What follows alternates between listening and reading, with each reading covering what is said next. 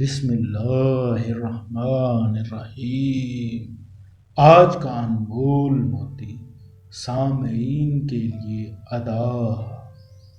امام فقہ ابو اللیث رحمۃ اللہ فرماتے ہیں، سامع یعنی سننے والے کو چاہیے کہ مقرر کی طرف متوجہ ہو کر بیٹھے، اس کے کلام کو پوری رغبت سے سنے، کسی دوسرے کام میں مشغول نہ ہو۔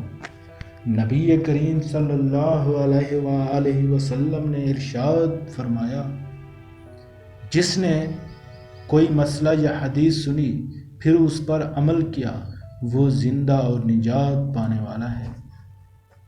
جس نے حدیث سنی پھر اس پر عمل نہ کیا وہ برباد ہو گیا۔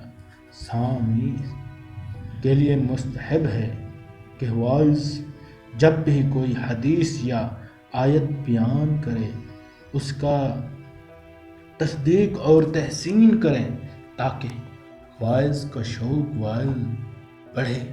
اور سامع کو یہ بھی چاہیے کہ جب رسول اللہ صلی اللہ علیہ وآلہ وسلم کا اسم پاک سنے تو آپ پر درود بھیجے، ہر قسم کی شیطانی وسوسہ دل سے نکال کر بیٹھے، دوران واعظ مت سوئے، کیونکہ رسول اللہ صلی اللہ علیہ وآلہ وسلم سے مروی ہے کہ جو شخص دینی مجلس میں سویا وہ اللہ تعالیٰ کی رحمت سے محروم اور شیطان کا دوست ہے۔